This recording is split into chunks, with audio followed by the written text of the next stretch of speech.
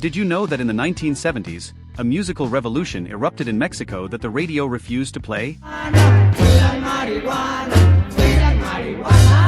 Banned songs, censored lyrics, and a sound that would forever define Mexican rock. Today, we travel year by year to discover the most successful Mexican song of each year from that legendary decade. Get ready, because some of these stories will leave you breathless. 1979, Hoy Cantonero, Three Souls in My Mind. The year 1979 closes a decade of fire with a ballad that surprised everyone, insiders and outsiders alike. Three Souls in My Mind, already an institution of Mexican rock, proved that distortion and protest weren't everything in their repertoire. Hoy Cantonero is a song of heartbreak that smells of cheap mezcal and early mornings in some Mexico City bar where nobody asks your name. Alex Lora, with that raspy voice that seems to have swallowed glass and ash, portrays a broken man begging the bartender to drown him in alcohol to forget a woman who took even the air he breathed.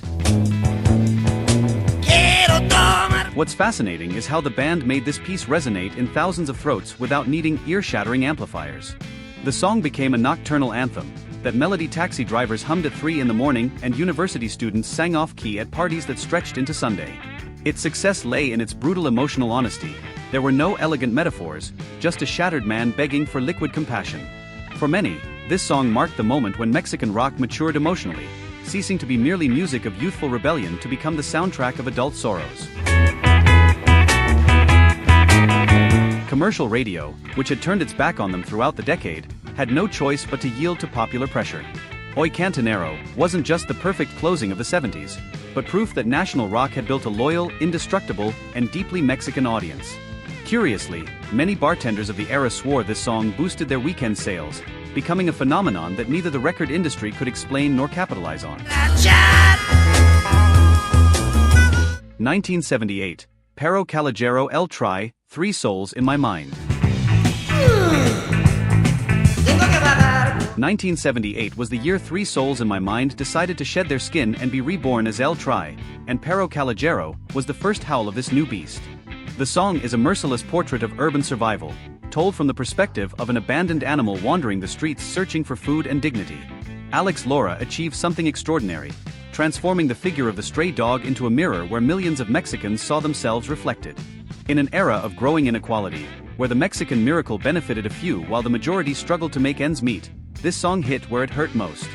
The lyrics don't ask for pity, they demand respect. I'm a stray dog, don't treat me with contempt. The guitar riff is as rough as the scorched asphalt of Mexico City, and the drums hammer with the urgency of someone who doesn't know if they'll eat tomorrow. What makes this track unique is its double reading. On one hand it's a raw social denunciation, on the other it's a hymn of personal resistance. Young people from marginalized neighborhoods adopted it as their flag, while intellectuals analyzed it as urban poetry. The impact was such that many stations refused to broadcast it, deeming it immoral for equating human beings with animals. That censorship, far from silencing it, turned it into a cult object. It was sold on pirated cassettes, played on underground record players, and sung at concerts that looked more like rallies than musical performances. Pero Calogero wasn't just the hit of 1978, it was the declaration of principles of a band that understood that true rock doesn't need permission to exist. To this day, at every El Tri concert, there's a magical moment when this song plays and thousands of throats sing in unison, proving that some anthems don't age, they only grow stronger. 1977, Esquinazo Nahuatl.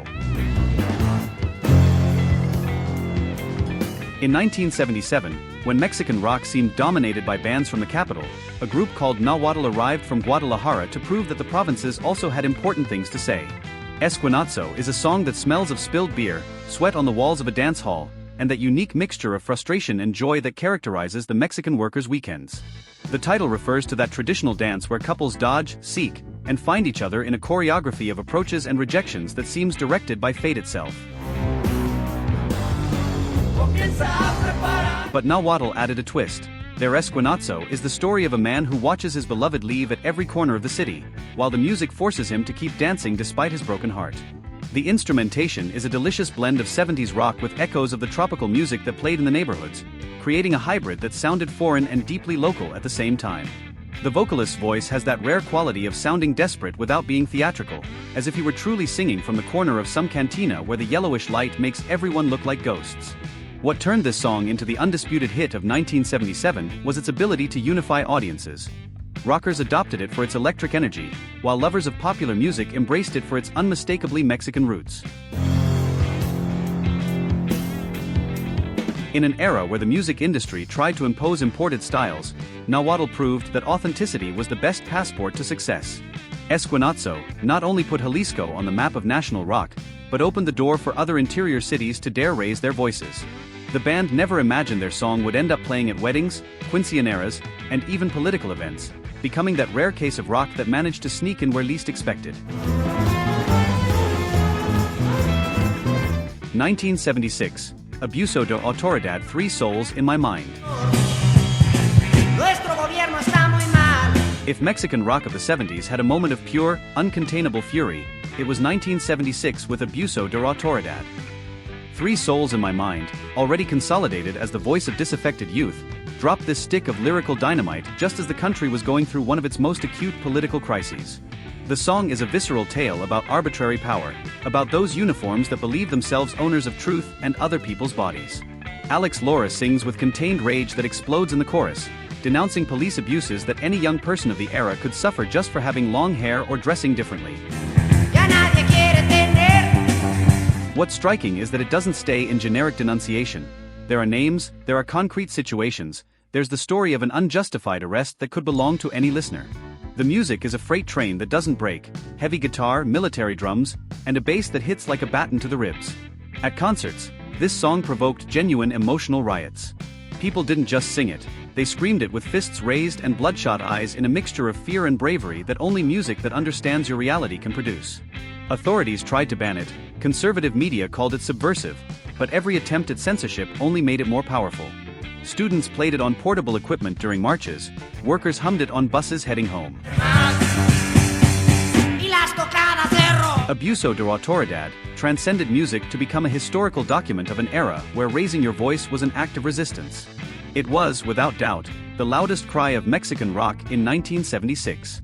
It's said that during a performance at the National University, police tried to stop the concert right when this song was playing, creating an irony so perfect that the audience burst into laughter before protests.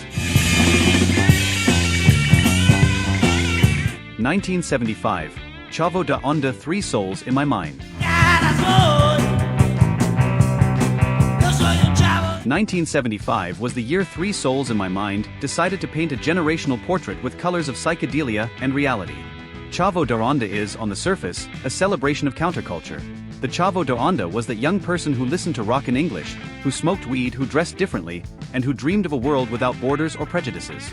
But the song's genius lies in not idealizing him. It shows him with his contradictions, with his loneliness, with that feeling of not fitting in either the world he rejects or the one he longs for. The lyrics are an inner monologue that many recognized as their own. I'm a Chavo da Onda, don't criticize me for my way of thinking. The music flows with that relaxed cadence that invites you to close your eyes and let go, but without losing the underlying tension of someone who knows they're being watched with suspicion. The guitar solo is a conversation with oneself, full of unanswered questions.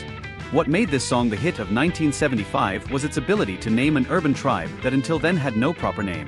They weren't Mexican hippies, they weren't proletarians, they weren't what their parents wanted them to be. They were Chavos da Onda, and finally someone had dedicated a song to them. In public squares, at universities, in underground cafes where the disaffected gathered, this melody became a password.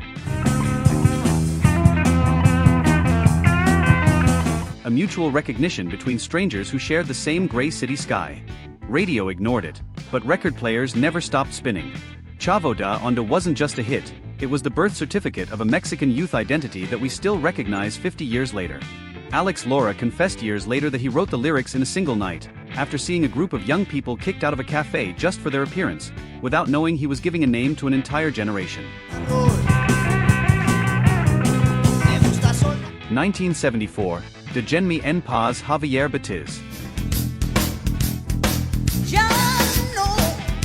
1974 brought with it a different voice, a solitary scream that resonated with the force of an army.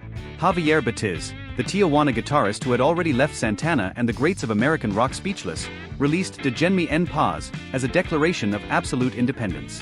This song isn't a collective protest, it's a personal battle.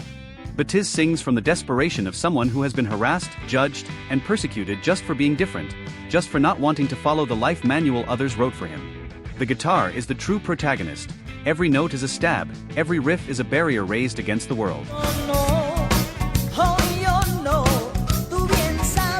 Batiz's voice has that heart-wrenching quality of someone who has screamed so much they have no throat left, only conviction. What's extraordinary about this track is how it manages to be universal while being so intimate. Anyone who has felt the pressure of others' expectations finds in this song an unexpected ally. In Tijuana, where the border with the United States created a hybrid and often conflicted identity, Déjenme en Paz became a hymn of self-definition. It wasn't music to ask permission, it was music to claim space. The success of 1974 didn't come from popularity charts, commercial radio never played it, but from word of mouth of a generation hungry for authenticity. Musicians studied it to understand how one man could generate so much electricity. Young people listened to it on repeat to arm themselves with courage before facing their parents, their bosses, a system that seemed designed to crush difference. Déjenme en Paz wasn't just the most successful song of that year, it was a manual of emotional survival disguised as rock and roll. The song had an unexpected second life decades later, when Mexican punk bands rescued it as a direct influence, proving that true legacy doesn't understand dates or labels.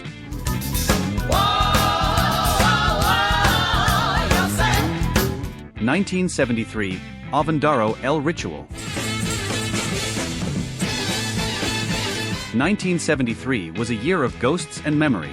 2 years after the Avendaro Festival, which conservative press had buried alive under mountains of lies and moralizing, a song arrived that refused to let what happened at that lake die. El Ritual, a band that understood Mexican rock needed its own myths, released Avendaro as an act of cultural resurrection. The song isn't a journalistic chronicle, it's a sensory experience. It transports you to the mud, the rain, that dawn where hundreds of thousands of young people sang under the sky as if they were a single voice. The lyrics evoke almost cinematic images. The tents, the smoke, the feeling of living something that history books would try to ignore. The music has an epic structure that grows and grows until it becomes a wall of sound simulating the immensity of that crowd. What makes this track unique is its combative melancholy. It's not sad nostalgia, it's nostalgia that demands justice, that screams we were there and we don't regret it. For those who attended the festival, the song was a balm for the wound of censorship. For those who couldn't go, it was a doorway to a moment that seemed lost forever. The impact of Avendaro in 1973 was deeply emotional, on students' record players, at clandestine gatherings, anywhere young people met to remember they were once free without asking permission. The song achieved what seemed impossible, transforming a media defeat into a cultural victory. It wasn't just the hit of the year, it was proof that music can be more powerful than official history. In a 1998 interview, the band's drummer revealed he never attended the festival, but the intensity of the stories he heard was enough to compose what many consider the best musical tribute to that historic moment. 1972, Marijuana, Los Dug Dugs.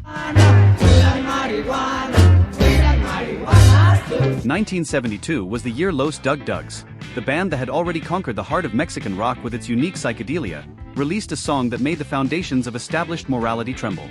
Marijuana isn't an apology for consumption, it's a sonic exploration of individual freedom, a musical journey that lasts exactly as long as a good high, enough time to change your perspective and return you different.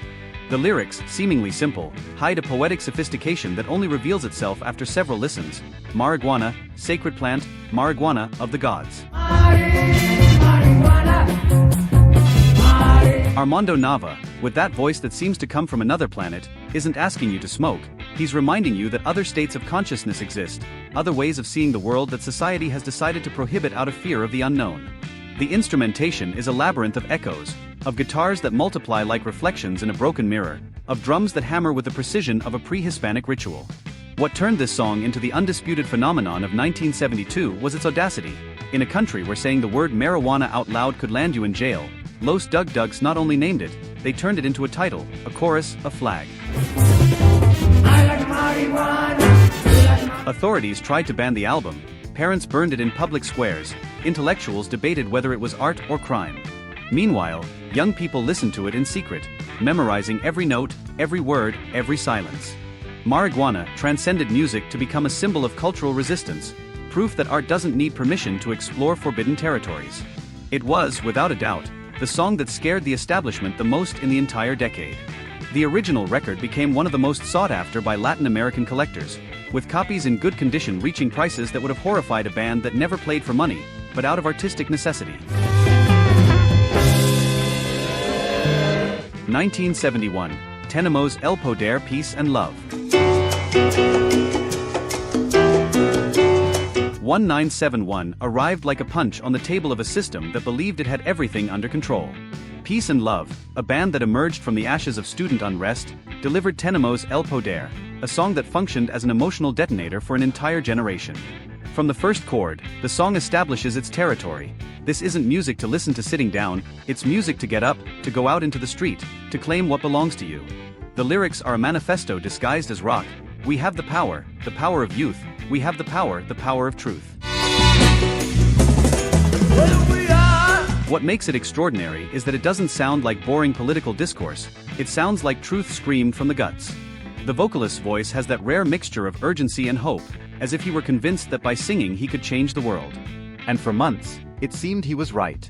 At universities, in factories, in neighborhoods where inequality was the only known landscape, this song became the alarm clock of a sleeping consciousness. The instrumentation is a whirlwind, incendiary guitar, relentless drums, a bass that walks with the determination of someone who won't back down. Peace and Love concerts transformed into massive assemblies where music and politics blurred until they were indistinguishable. The government watched them, the press attacked them, but every attempt to silence them only multiplied their audience. Tenemos el Poder wasn't just the hit of 1971, it was the soundtrack of a year when Mexico seemed on the brink of profound transformation. That the transformation never came doesn't take an ounce of power from this song. It remains, half a century later, a call to not give up. The song resurfaced with force during the 1999 student protests, when a new generation discovered it and adopted it as their own, proving that certain cries for freedom have no expiration date. 1970, Nasty Sex, La Revolución de Emiliano Zapata. The year 1970 didn't begin, it exploded. And at the center of that explosion was a song nobody was prepared to hear, Nasty Sex, by La Revolución de Emiliano Zapata. From its English title, a deliberate provocation in a country still torn between nationalism and globalization, to its opening riff that sounds like an electric saw cutting through taboos, this song redefined what Mexican rock could be and say. Nasty Sex isn't a song about sex, it's a song about power, about liberation, about the body as territory of rebellion in an era where sexual repression walked hand in hand with political repression. Jorge de la Torre's voice doesn't sing, it declares. It affirms female desire, sexual agency, pleasure as a right rather than a sin.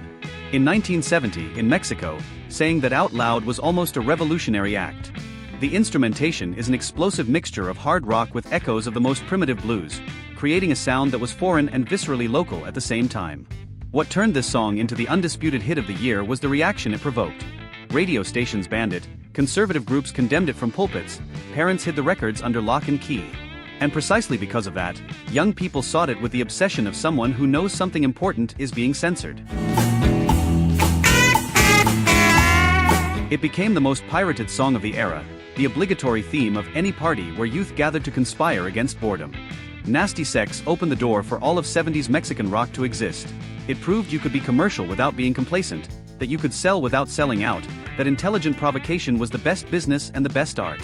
When we listen to this song today, we don't just hear music, we hear the exact moment when an entire generation decided it would no longer ask permission to exist. 40 years after its release, a survey among Mexican musicians chose it as the song that most changed the history of national rock, a belated recognition for a group that broke up before seeing the scope of what they had unleashed.